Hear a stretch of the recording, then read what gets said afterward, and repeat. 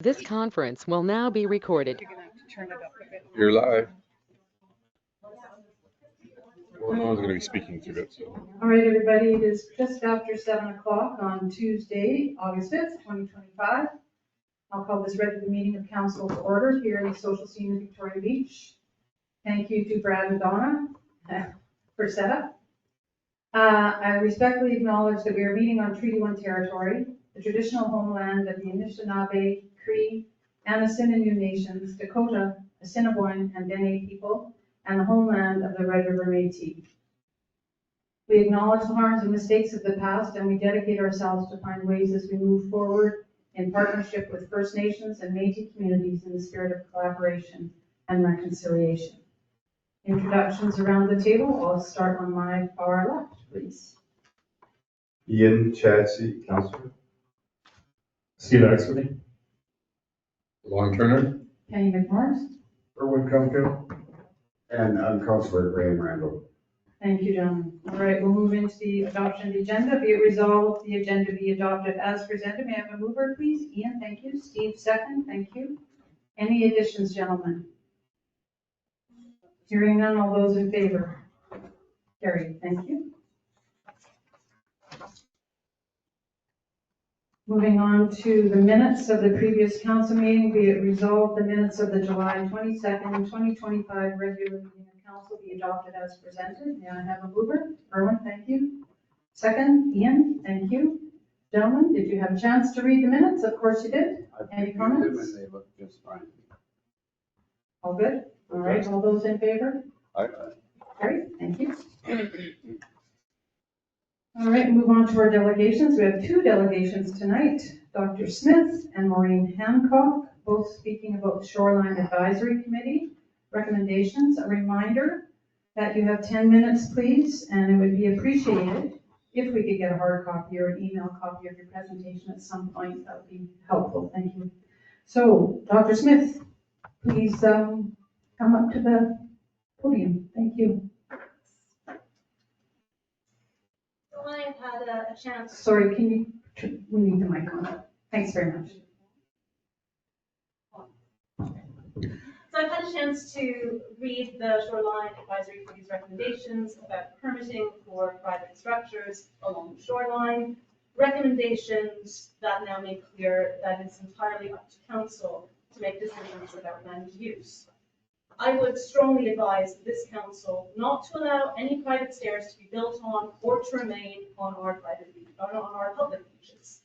And that's because the processes this document outlines are a blueprint for the privatization of public land, land that would in many cases simply be handed over to individuals who've been responsible for multiple bylaw violations, who've never faced any penalties or consequences for breaking our laws, but will instead actually be rewarded for the theft of public land within the land that they have stolen. These recommendations also have far-reaching implications beyond the shoreline and are then beyond the remit of the Shoreline Committee. They would create a precedent for the privatization of any public land throughout the municipality, or indeed for the transfer of land to anyone who builds an unauthorized structure in the municipality. The council allows for it on the shoreline. They open themselves to liability if they deny it to anyone, anywhere in the municipality, who similarly co-ops public land for their private use. This council cannot legislate to allow one subset of the population building rights that they deny to others. That would be discriminatory. Now, if this council determines that there is a legitimate beach access issue that needs to be addressed, the position that would benefit the whole community would be to build more public stairs that we can all use. Right? There's no communal benefit to allowing individuals to build private stairs because the land that those people would gain would be an active loss to the rest of us. Right? Less communal spaces on our beaches and on the public reserve above them that we are currently able to use and enjoy. Right? There should be no question of privatizing public land, let alone using public funds to pay for any aspect of a transfer of public land into private hands. Now, I've been saying stairs since that's a lot of what's implied in the recommendation, but the word that's used is actually structure. So I'm wondering if Councillor Cumfield can explain if that just refers to stairs or other constructions like decks, for example. That was the notion, Just stairs. stairs or decks, those are the kinds of things that we have now. Sorry, just one quick point of order. Can everybody start using the microphone, sorry? Because otherwise we're going to hear about it really badly later. To be clear, we were concerned about stairs, and there are also some decks. And this, decks, if they have no function other than to enlarge the footprint of someone's property based on some public land. There's no access benefit to stairs, it just gives them more land for their private use. So they're 75 by 200 foot lot that they'll enjoy. It's not big enough for these people, they need more public land that they can claim for their own. Right, because that's what a deck is. Right? And just to be clear, with this land, with the right to build on the shoreline, this be limited to lakefront owners or to everyone? Could everyone want to build a deck on public land on the shoreline? It's not clear.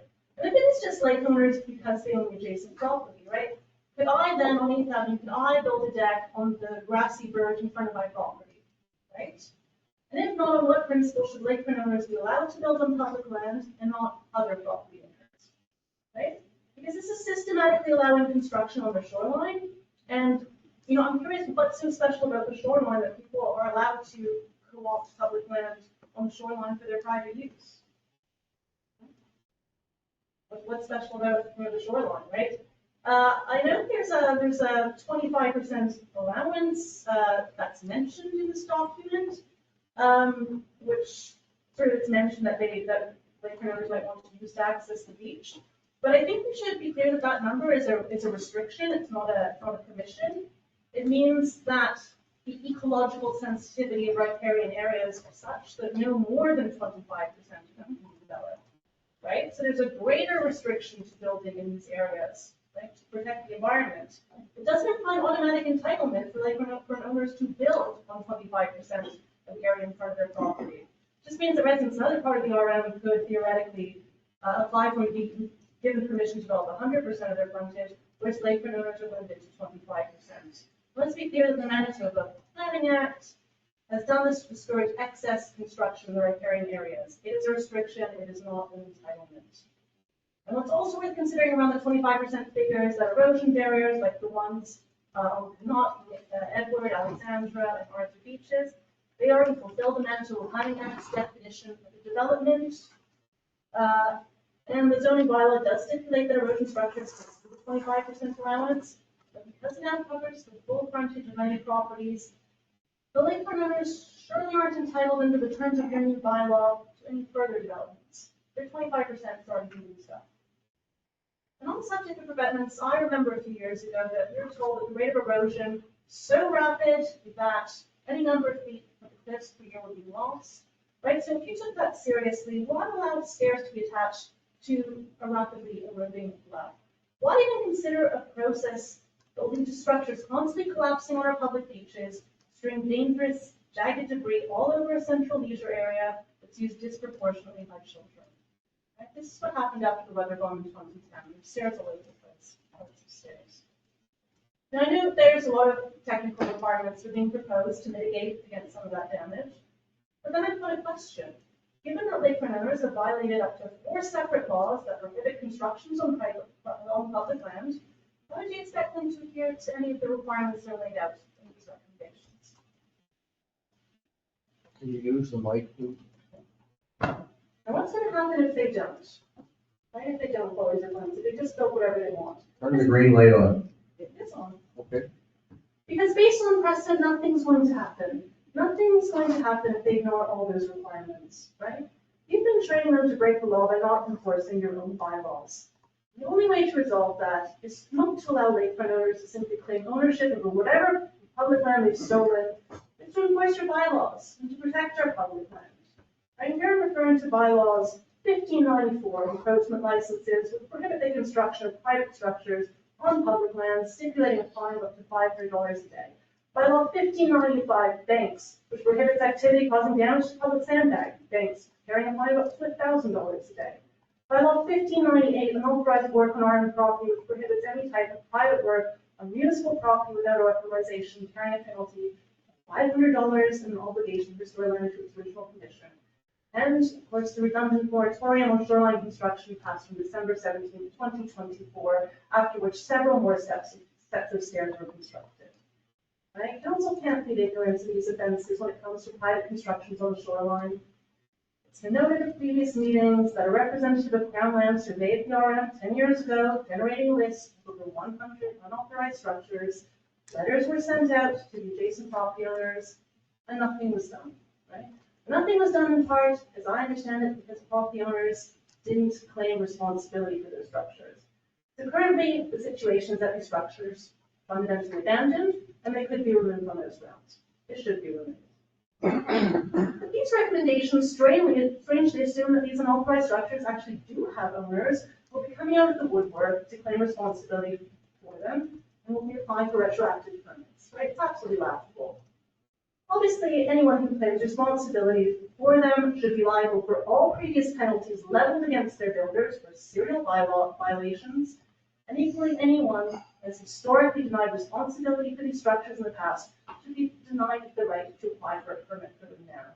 Okay? So in summary, don't allow the privatization of public land. It's going to create very far-reaching consequences that you won't be able to contain, and please don't reward land thieves with gifts of our land.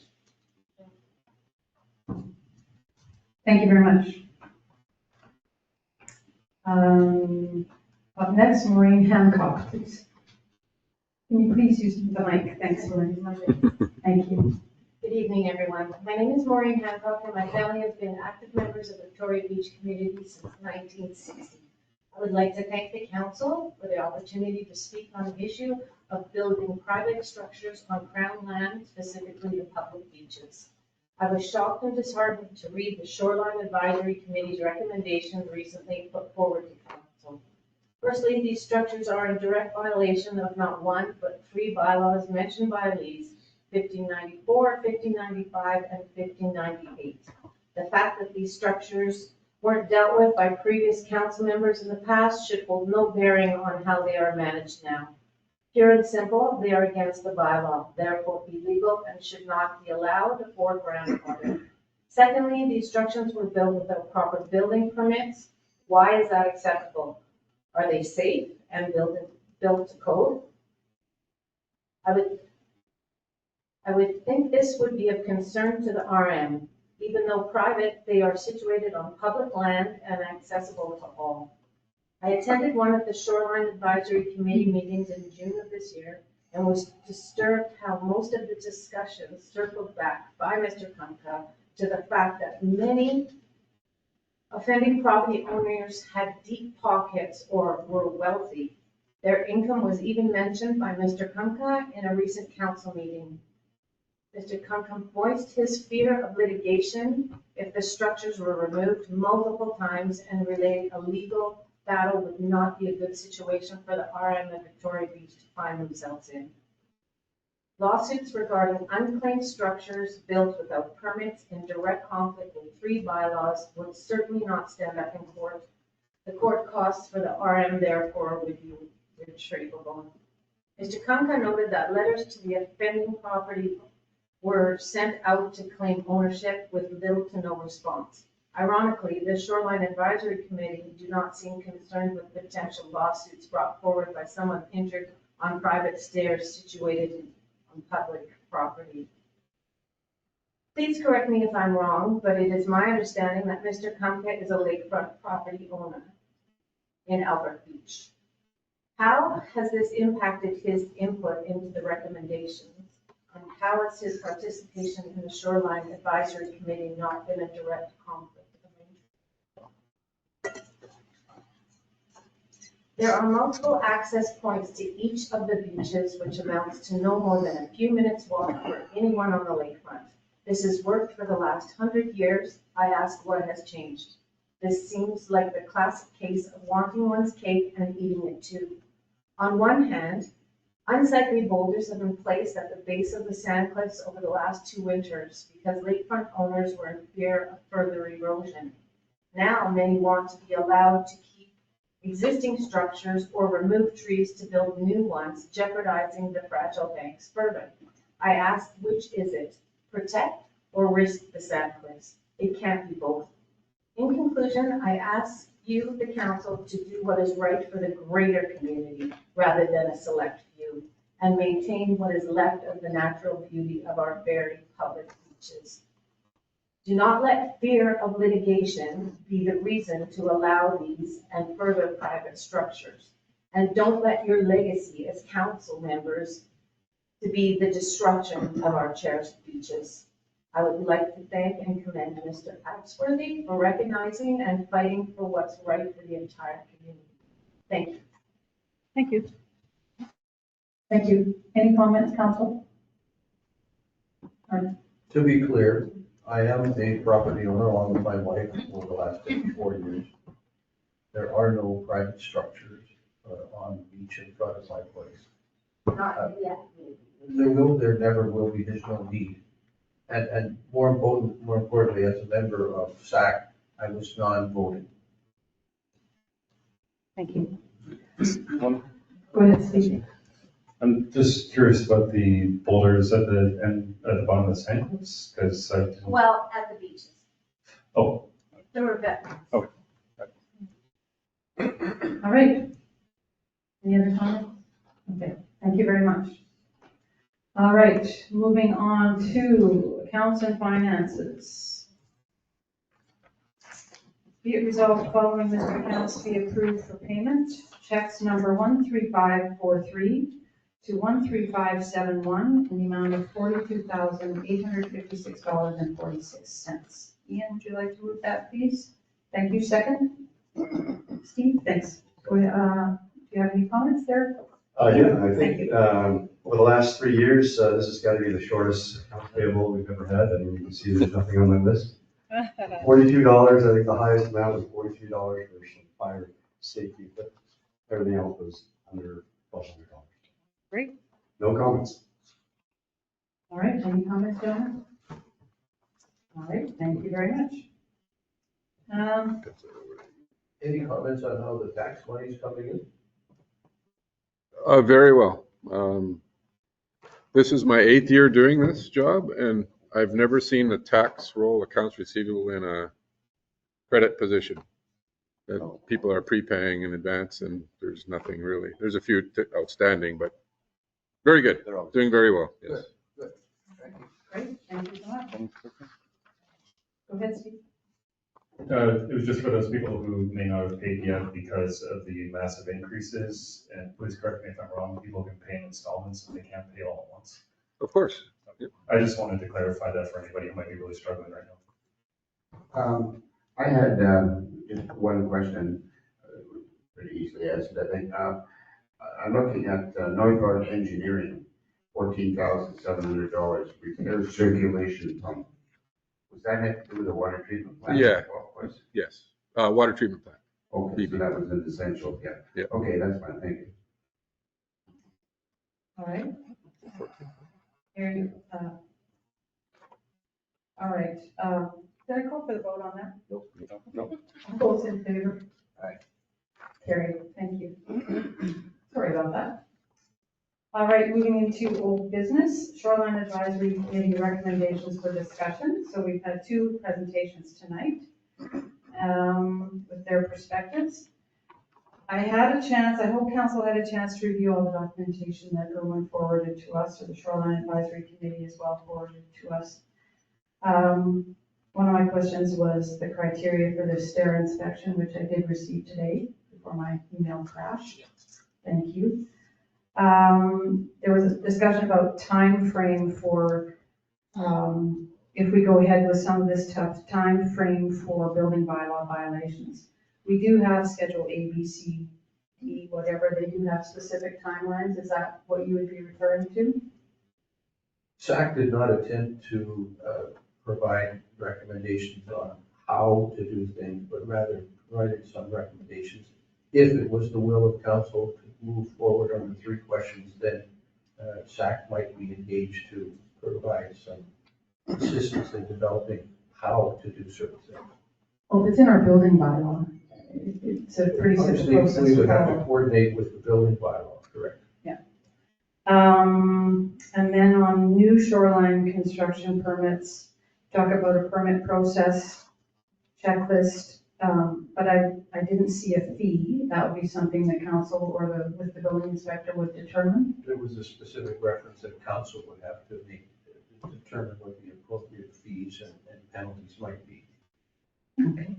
And the engineering requirements were in reference to the document that Steve Topping prepared. Yes, I just discovered an error. The actual copy of the engineering checklist was not attached, and it will soon be.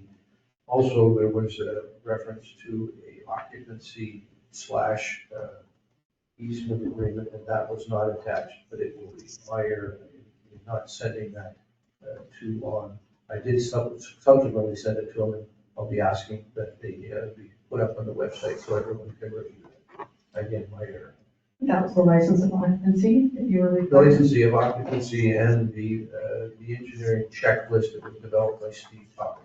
Okay. That checklist would be used by a building inspector to determine whether or not the structure appears to be unsafe or perhaps unstable on the bank. Thank you. I noticed a comment about LiDAR mapping. LiDAR mapping has been done for some of our shoreline, and if you go to the Manitoba, oh boy, what's it called here? They have a geo portal that has all sorts of maps and data that does show property assessment property lines. Again, that was an idea that was put forward. We got an estimate from Steve Topping that the 15 kilometers of beach might cost $5,000 to $10,000 for them to do a detailed analysis. Now, if we can outsource that from a source without having to pay for it, oh, that's great. Wouldn't it be better to have the property owner have it provide a survey? Wouldn't that be easier? That was included in the recommendation with respect to the permitting process. If someone was applying for a permit, we would have to have a property survey. The idea behind the LiDAR was to try and identify who in fact might be the people who built the structures that might start on private land and end up on municipal land. We recognize that there was problems in the past where people were not recognizing or responding to that letter 4 years ago. And we were trying to figure out a way to help identify for our building inspector who likely might be the person or property owner responsible for having built the structure. Now that gets complicated because many people have bought properties recently or over the last 10 years or 20 years, and there were existing structures in place. But it gets a little challenging to figure out who actually built what. All right, thank you. Those were my questions for now. Any other comments, gentlemen? Go ahead, Steve. Can you confirm how many private staircases and other structures, not including abutments around the beach, the exact number? No. Okay. It's estimated somewhere around 180 to 200, but that was a number that Sheldon Conwalchuk gave us like 5 years ago. Sheldon was at the time the land manager for our area, right in the province of Manitoba. Okay, so let's just do a proper full tally of this if we can, please. 200 or 180 to 200 structures have been erected on public land. Now, I know that there is the comment that has been said, we don't know if they are on private land. Very simple. If somebody has taken ownership of the staircase, we demand that they have to give us a survey. If they haven't, it's pretty obvious it's on public land, I would say, but if we're really concerned about it, we can demand that they give us a survey to confirm that it is in fact on public or private land. These are private staircases erected on public land. That should be the end of the discussion, but let's go a little bit further. They were erected without informing the Victoria Beach Council. They were erected without informing the Victoria Beach Municipal Office. They were erected without informing the building inspector. They were erected without a variance to approve them onto public land. They were erected without any building permits whatsoever. They were erected without a geotechnical engineer's report indicating that they were not going to affect the bank. And they were erected without any approved drawings of any kind. And every staircase erected was done so in direct violation of our bylaws. Our lawyers have confirmed that we have, surprise, the right to remove structures that are erected on public land that haven't conformed to our bylaws, that haven't gone through this process. 4 years ago, we sent out a letter to every shoreline property owner to ask them to, if they have a private structure on the beach. We had a handful. Can you please confirm how many that was? How many letters we got back in return? I'm sorry, I don't know the exact number, but it was a handful. If memory serves, is around 2 to 5. No, 30, it was 30. It was 30? Okay. I thought it was. Okay, 35. so 30. That's my guess. Okay. There is a reason we did not get a whole bunch of letters back saying, yep, absolutely, that's mine. Is because if they did, they would be liable for erecting an illegal structure. The Bear report indicates that any structure that's placed along a bank will cause erosion if it is not done in conjunction with the proper revetment. From my understanding, the committee's engineer indicated the exact same thing. Since council established a SAC committee, multiple structures have been erected. Then council came out and said that we are going to pass a moratorium, which we did not need to do because there was a moratorium. They are called bylaws. And we passed this moratorium saying that hell's wrath will come down on you if you erect a structure and 2 structures left. And then in the last meeting, when I brought this up, we said, no, we're going to postpone the discussion on that. We are not going to remove these structures. This is not a safety issue. Full stop. No discussion. This is a bylaw issue.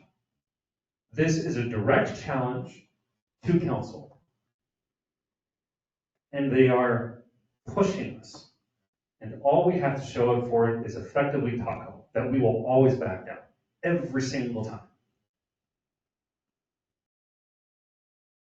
Now, in light of all of that, I would like to propose, and I am asking everybody out there to please contact people in the community to respond to this request.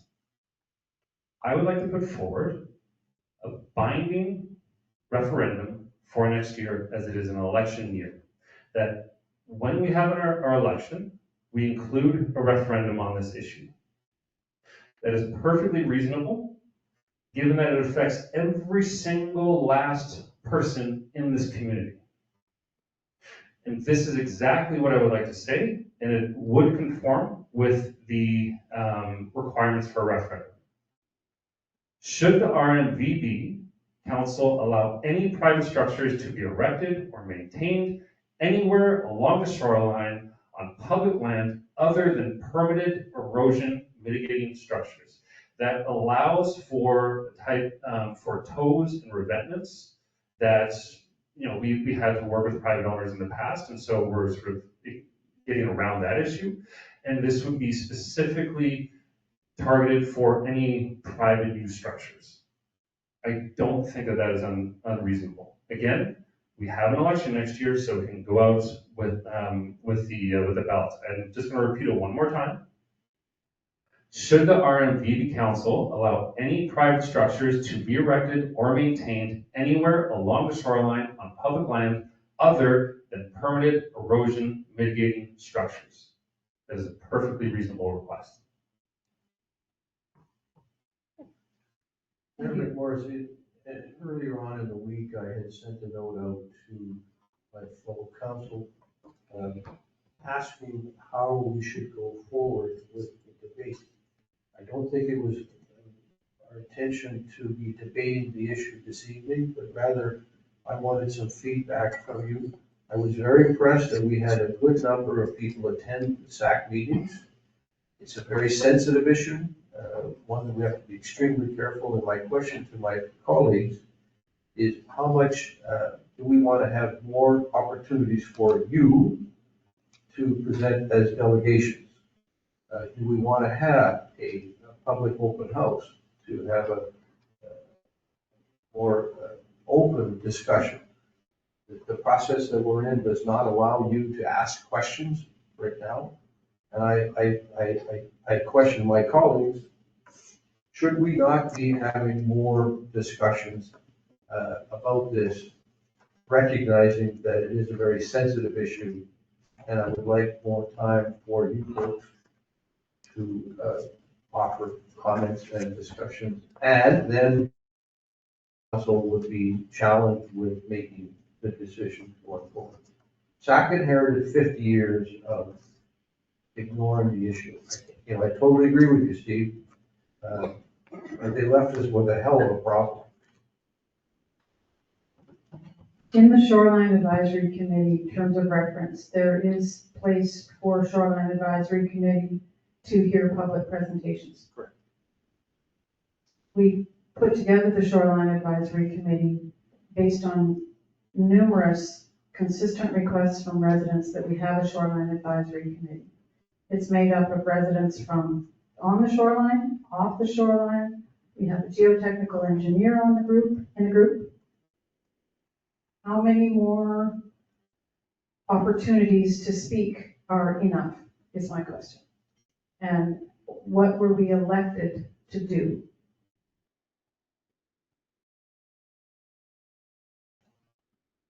I would like to suggest that we have at least one more council meeting to allow for delegations as a minimum.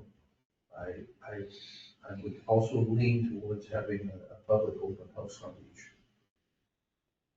Steve?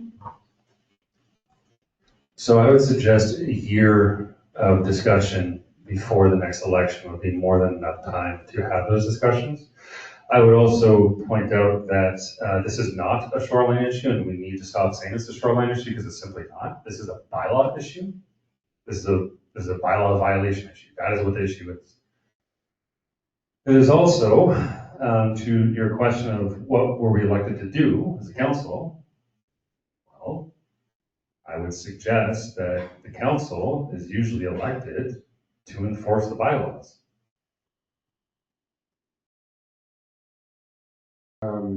Still brief report on the steroids. This doesn't speak directly to the issue at hand, but it perked my attention. One of the two delegation presenters mentioned more public stairways. I just want to acknowledge that and state that I will be giving that some serious thought, seeing as how I am the stair guy for my sins as part of the Municipal Buildings Committee. It's not an unwelcome idea. If we do it right. It's very expensive, but it may very well be. And in the meantime, there have been some stairs removed for anybody who might be interested. I had stairs removed along Victoria Boulevard just a few weeks ago. Sorry, you can't speak. Anyway, enough on that. I just wanted to underline that idea, that concept. It's valid. And it was a recommendation made by SAC. Additional public access points. Erwin, the Shoreline Advisory Committee was kind of formed by council because it is a highly sensitive community issue. A lot of viewpoints from multiple angles. Council has a lot of, it's a very big, important thing for council, but council has a lot of other things. Shoreline Advisory Committee was to laser focus on this because it's been a problem for decades. I was just wondering if like an open house, give and take information session maybe could be organized by the Shoreline Advisory Committee as that's the terms and reference. Council can be invited. If it's an open house, they can be invited to the meeting as well, just they're not really allowed to speak unless they're on the board, like during a regular subcommittee meeting. But if it's an open house, then council can be present. You can see the feedback, the heat in the room, or, the calm, educated approach to this, because something that I don't think is going to go away. I've been here, this is my 4th year, and it just seems to, it's not going to go away. So council has to deal with this somehow. So I just wondered if Shoreline Advisory Committee could do a little more groundwork and community outreach, maybe, as opposed to bringing this to council meeting. That was my question to council. How do you want to proceed? How do you want to provide opportunities for our community to engage? And I welcome direction from council to get that organized. Yeah, no, I agree that the public should have more opportunity to at least address this issue. Whether you do it or council does it, I think it should be done. And then I think we should have a discussion on it, to see how we're going to come up with a plan. I mean, it's not a simple thing. I mean, Steve, I think, has a view that he just like to take all the stairs out, which is one view, which is fine. Or now he's mentioned that he wants to wait a year and have a referendum on this. I'm not big on that idea. But I think council has to come up with a plan, because, it's not like we're going to go around, look at stairs and determine whether they're safe or not. So we need people. We need to spend some money. We need a plan. But I think give the public every opportunity to talk about what they want to do. The Shoreline Committee has spent 12 months, I believe, coming up with a recommendation. Their recommendation is not to tear down all the stairs. Their recommendation is to try to find some common sense to deal with the issue. Something that's been around. When I was talking to people that had stairs for 50 years. So I would think legally they have a right to have them because they're already there, right? I mean, I would think, but that's just my opinion, right? Anyways, I agree that we should have a meeting to give the public an opportunity this morning. Can we leave that with Shoreline Advisory Committee to organize? Absolutely. Okay, thank you. All right, go ahead, Steve. So I want to repeat, this is not a safety issue. This is a bylaw issue. Stop with the safety. That's nothing to do about safety. Full stop. That is a red herring. I'd also like to point out that council should be the one to have an open house if we're so concerned as to what the public wants to say. I would say that council should be mandated to go to that open house if this is such a hot topic issue that we're trying to tiptoe around, that we've been doing this for so long. A binding referendum, that's important, because if you just have a referendum, it's not binding. You have to declare it's a binding referendum. If you have a binding referendum, that's under the matter. That's it. So if we're so worried about how we're trying to be delegate here, delegate there, a binding referendum puts it to bed. And then the discussion is done for the community, and the community gets to decide as to what they want to do. That's a Now, decision that council would have to make. SAC does not have that authority. I understand. That's why I'm asking for a binding referendum for next year. Now, just over to your point, grandfathering actually only happens after 100 years, or sort of like that trail that was moved. Unfortunately, that lost its grandfathering designation. The other way that grandfathering works is if something has been permissible, in other words, it has been in accordance with the laws in the past, and the laws have changed to now make that no longer permissible, there is grandfathering as long as a structure or something stays in place. All of these stairs have always been illegal. Like, that's just the end of the discussion. And the final thing is that this is not just stairs, this is stairs, whatever structures are there, that is ultimately what we're talking about. We're talking about everything that is on public land that is a private structure. We may also have to consider certain instances where there's some stairs and we order them removed. There are some situations where removing them can do more harm than good to the stability of the bank. That has to be considered as well. That was a point that was made clear at one of the SAC meetings by Steve talking about geotechnical engineering. We have to be extremely careful how derelict structures are removed so as to not aggravate the bank, cause more problems. All right, anything? So yes, we have to be careful, which would mean that it would be an expensive process. And in accordance with how we go around illegal structures, we then send the bill to the property owner. That's the way we do it in every single other case for everybody who does not have shoreline property and who does not have deep pockets? All right, thank you very much. I understand we have, sorry, so you will please ask SAC if they will organize a shoreline, public meeting at some point, I guess this summer if possible. I honestly don't want to drag this out for a full year. We have had the Shoreline Advisory Committee in place for over a year, and they have done what we tasked them with doing. So if we need to hear from more residents, that's great, but let's move it forward, please. Message received. Thank you. All right, we have a Moonlight Inn slideshow. If you haven't Oh, been, it is I hope so. incredible. If not, we may be able to show you some photos. Have you got one? I think so. Just let me see if this, does that come? Oh, good. It is. It's on a timer, so it's about 4 or 5 minutes long. Let's see if this works. Excuse me, Ron, did you put this together from the site's photos that they've been sending us? Yep, yes. Okay, I got your email, and I looked at it. You're missing the show, Graham. Yeah. He seems okay with it. Yeah, I think you've seen it before. yeah, everybody's seen these before on our website.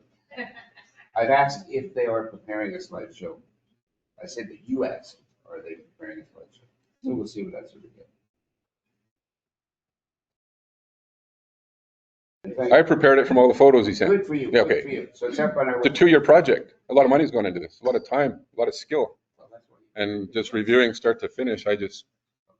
I like construction and projects, and I just can't believe the attention to detail that has gone into restoring this. It's incredible.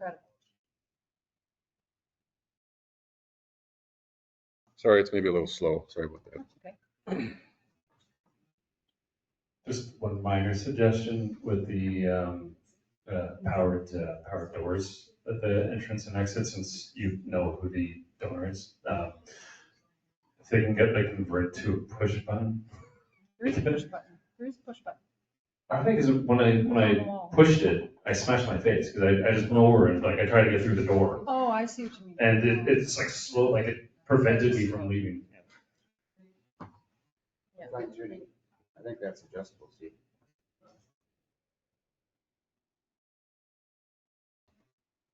And those railings were originally wood, and if you look at them today, they still look like wood, but they're steel. Really? And they've got tempered glass on the inside of them to ensure that nobody goes through them, and so that the tempered glass is higher so that it meets code. I almost forgot what it originally looked like.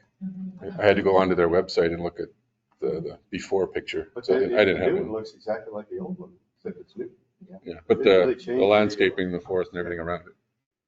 I was given a photograph this week from 1994 of my father-in-law and Dodie Dennehy on Village Green. I think they must have been installing a Canada flag. I think it was Canada 125, and they installed it on Village Green. And in the background is the Moonlight Inn, and it's orange. Not white, it's orange. I've got a Was that the photo- 70s? 90s, 90s? early 90s. I've got a photo that I'll share. When I first got started with this, of the foundation of the Moonlight Inn, about, 7, 8 years ago, Penny? It's just shocking to look at what was trying to hold that building up.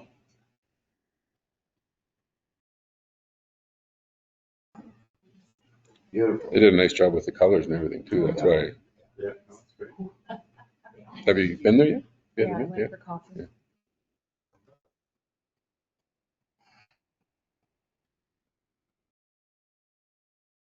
Are we gonna be putting in astroturf in the middle of all those granite slabs? It's a Instead of special pea grass. gravel? Special grass. I thought they were gonna do astroturf, I'm not sure. I'd heard that, hopefully that'll be addressed at the next site meeting. So in case you don't know, Unit 7 Architecture, local, they were involved with the new design. And then All Right Contracting was the main contractor. They were doing General the grass tonight when I was there. Strips of grass, they were doing them Yeah, tonight. I know Penny had raised the issue For accessibility. quite some time ago about wheelchairs and strollers. Will they be able to navigate from one slab to the next? And we were told, yes, it'll be built up in between. There's the tempered glass along the top railing. And they columns are reused those stones for the columns. exactly the same as the original.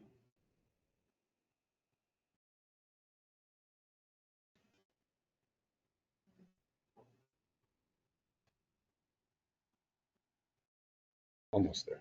And they tried to save the stools, and it was, once they took them off, they quickly fell apart. We had those patched up so many times over the years. So all the stools, the booths, the tables, the chairs are all new, inside and out. But true to the original design, as best we could.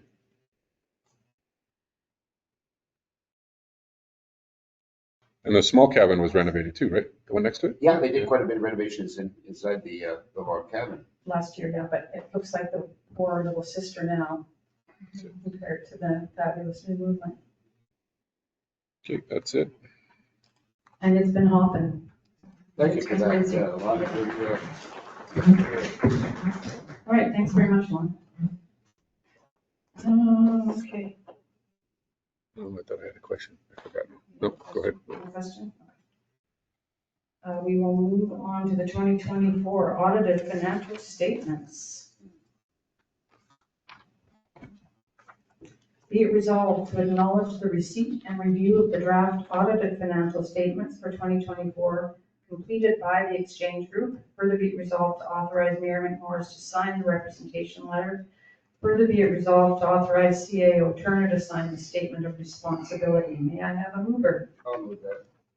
Ian, will you second? Graham moved, Ian second. Any discussion, gentlemen? I wouldn't mind getting an electronic copy of that, if I could. You bet.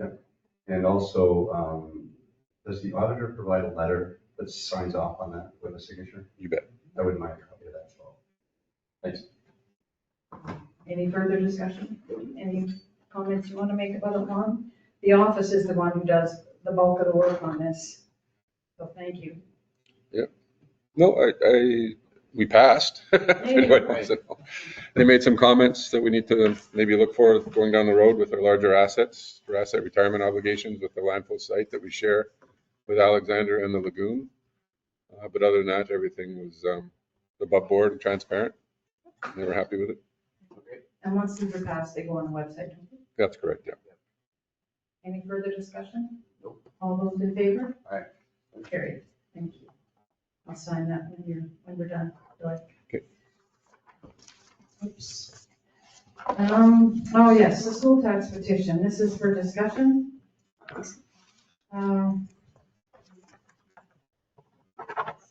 Sorry. This is just to advise residents that members of the newly formed Community School Tax Committee were in the Village Green on Saturday circulating the school tax position. There are copies at the golf course and at the summer information office. At this time, we don't have an online version for residents to sign. That's still up for discussion or debate. I need to make sure that the Legislative Assembly will accept an online version before we take that step, if possible. At the end of the Village Green afternoon, I believe there were about 250 signatures on the petition. Right. All told. So there is some will and some desire for change among our residents. This petition is just one tool in the committee's toolbox to ensure the province takes notice of our requests, that residents of BB feel it's time for a better, more fair and equitable way to pay for education taxes. This is not at all a way to lessen funding for education, which is important. It is finding a more fair way for taxes, for education to be funded.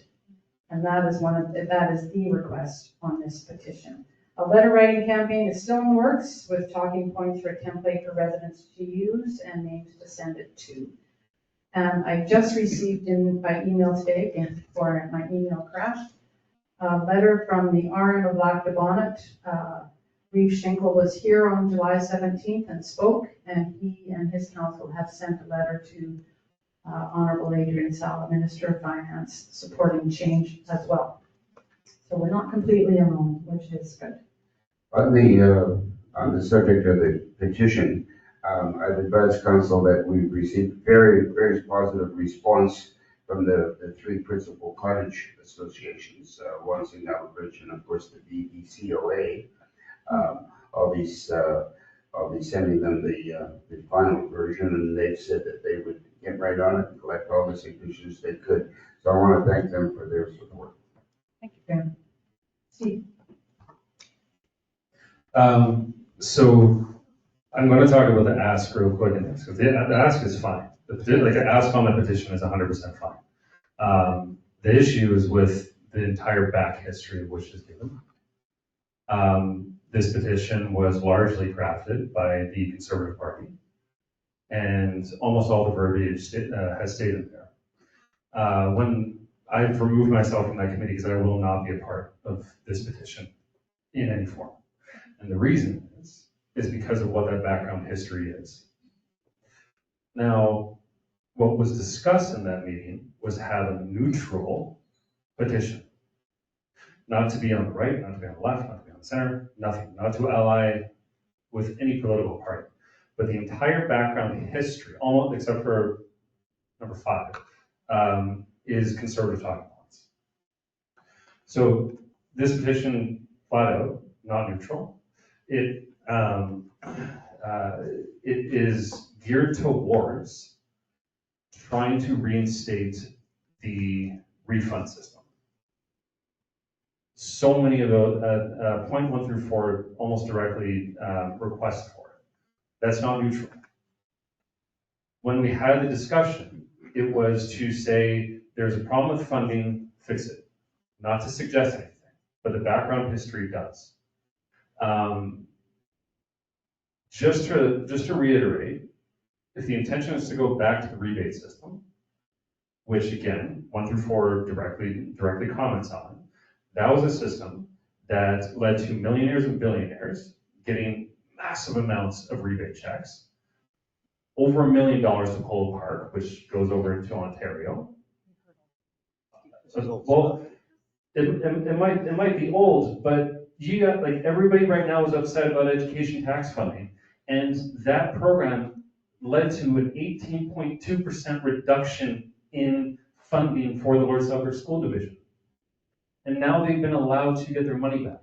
Finally, they've actually been able to start funding education. So you had just mentioned a few minutes ago that the purpose is not to reduce funding for education, but that is exactly what the petition is asking for, to go back to a system that cut funding for schools, which is why we're finding ourselves in this massive increase now. So this is not what was agreed on in that meeting.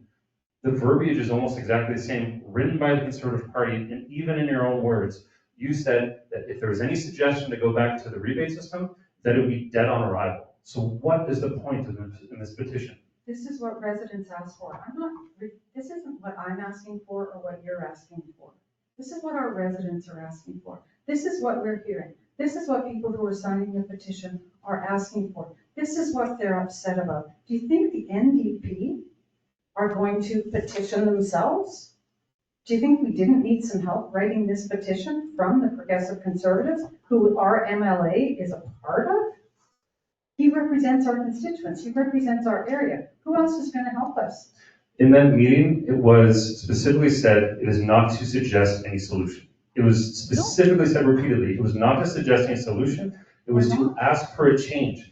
1 through 4 are requests to go back to the rebate system. It is not to be a neutral petition to say, you need to fix education and we're getting hurt by your decisions. That is a perfectly fair ask. But this is taking a position which you yourself said is dead on arrival. So what is the point in this exercise? And as for what the background, in terms of what should be in the petition, You wrote the ask, which was great, and that ask was fantastic. But the entire background history was written by the conservatives to push conservative agenda, not to come up with a solution. Fine, but Steve, our residents are asking for it. This isn't about you and it's not about me. It's about our residents, and that's what they're asking. They wanted this on the petition. They're signing it. You're the one right now who is absolutely dead against it, yet when you started your comments on July 17th, you said, I support Brian Pallister. Yes. Right, okay, is he not PC? I said that I supported him and Wayne in their original declaration, which was to remove education taxation from property and to put it onto income. And then they backed away from it. And what this is doing exactly what they said the last time, which is not to do that, it is to go back to a rebate system. It is not to fix the problem, it is to go back to an old system, to break it again, and to underfund our young. That's not what we're asking for. You're the only one who seems to see it that way. 1 to force is different. Okay, then don't sign the petition, Steve. That's your right.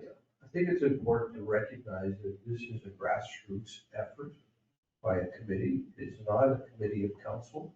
It's a grassroots effort. I think it's important that, we assist in some way. If you don't agree with the petition, fine, don't sign it. But a lot of people out there are concerned, and I think we need to be mindful of where this direction is coming from. It's not from us, it's from the community. Here we go.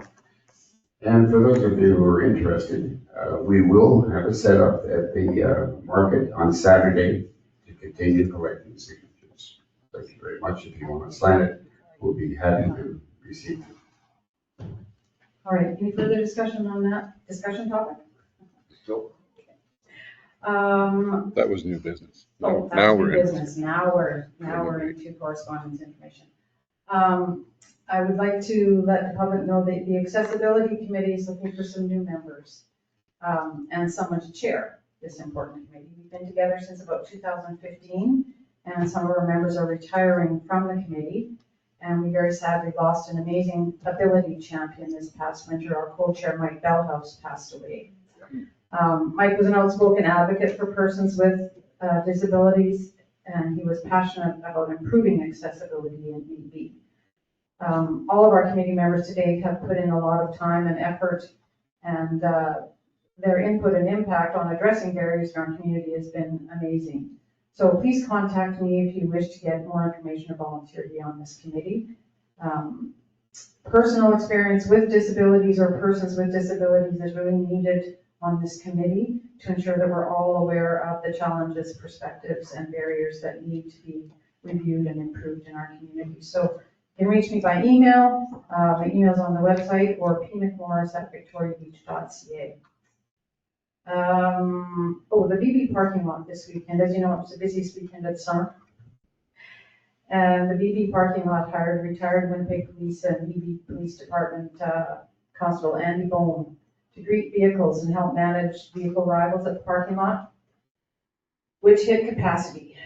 On Saturday, 82 vehicles were turned away, and on Sunday, 138 vehicles were turned away, and 4 on Monday morning until some spots became available. So that's 224 vehicles turned away, and revenue lost for the parking lot and the RM, who gets a percentage of the parking lot profits, and our local businesses.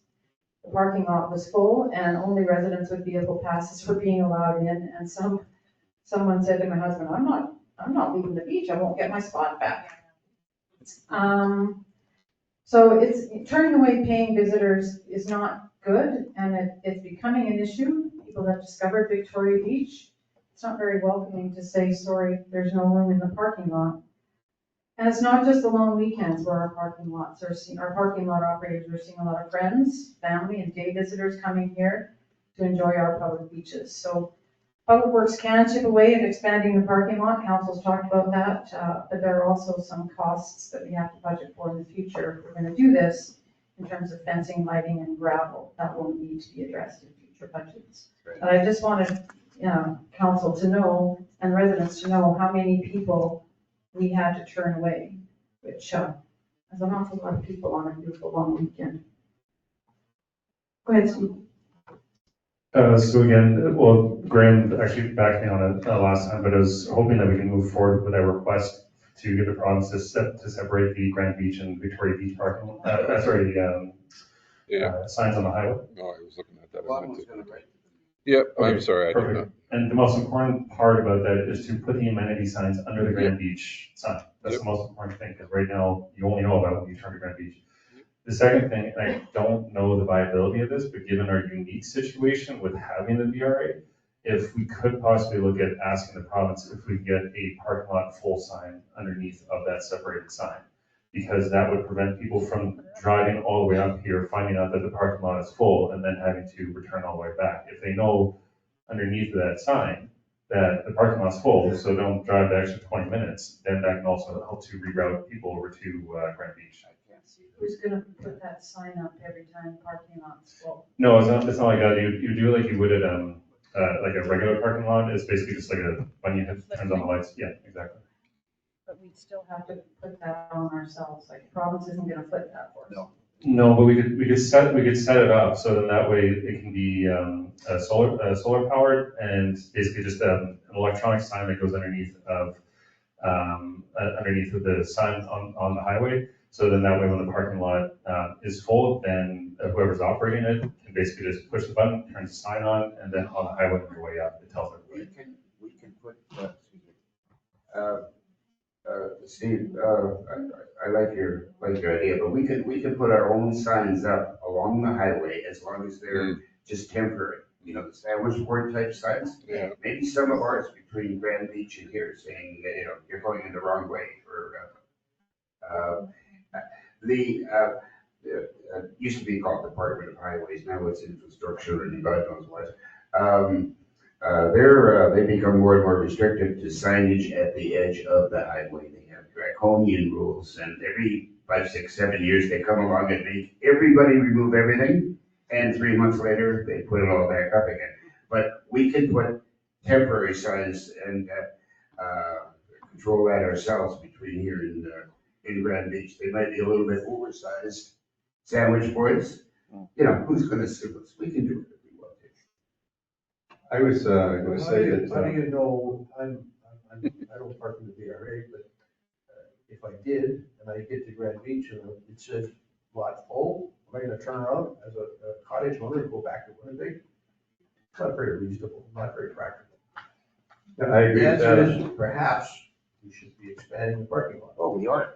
Well, I also agree with you, Erwin, that if I drove all the way from Winnipeg up here and the lot was full, I would just go back on the highway where I'm allowed to park and go to the beach in Wanising or go to the beach at the Causeway. There's other places to go to, Albert Beach.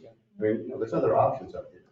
The restricted area is nice, but personally, if it's too crowded, why go there, right? There's other beaches that aren't. There's 11 beaches up here. There's a lot more choice. Right. But there's no parking anymore. Well, not at the restricted area, but there's parking on Highway 59. Yeah. And 504. Right, but that's it. Community center. The community center is not our building, but, There's lots of places. There's to lots park. of places. People don't have to drive all the way back to Winnipeg. It's the only point of I was traffic. going to ask, were they allowed to park on the highway just outside the gate office? I thought you did that in the past. no, Let they cars- parked on 8th Avenue in 8th the Avenue? past. Oh. My Can we other- see highways if they'll just the 1 or 2 days a year to park up and down Highway 50? Is that a good idea? I don't know. I'm not sure it's a No. good idea. There's lots of traffic coming in and out of there. Yeah. I just wanted people to realize how many people are coming here.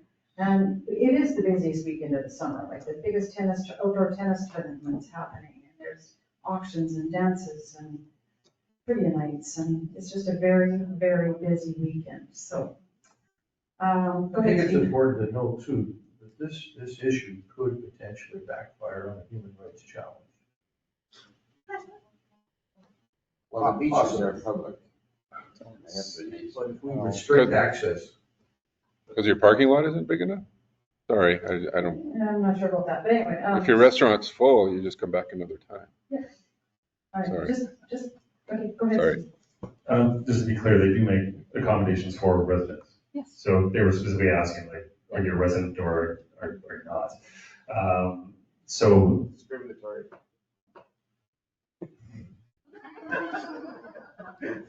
Are you being serious, Graham? So, the thing is that we're going to have to come up with something. That's why I was trying to put that sign idea out, because as you just said, people are discovering Victoria Beach and we're seeing more and more and more day trippers, which is fine. The problem is that we have limited room. So eventually, all of this is basically going to be one big parking lot because we're going to have to keep expanding. So when this, like, we can't just keep expanding it endlessly unless we start doing a multi-layered parking lot for 2 weekends a year. So I'm just saying, like, we need to come up with some sort of solution for this. And thank you, Graham, for backing me on the separated signs. But I think that we're going to need to find something else that we can do to inform people, like on the way up, like busiest time of the year, you know, it's not going to find parking if you're coming in as a day tripper. You gotta be careful with that, I think. Yeah, no, I know. We've already got a reputation. Another thing I would like to remind residents that July 2026, it was brought up earlier this evening, is an election month, election year here at Victoria Beach next July.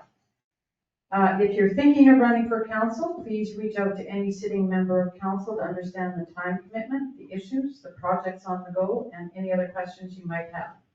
It can be a very rewarding position and a great way to give back to your community if you have the time and the opportunity to do so. I can advise that it is definitely not just attending 2 council meetings a month.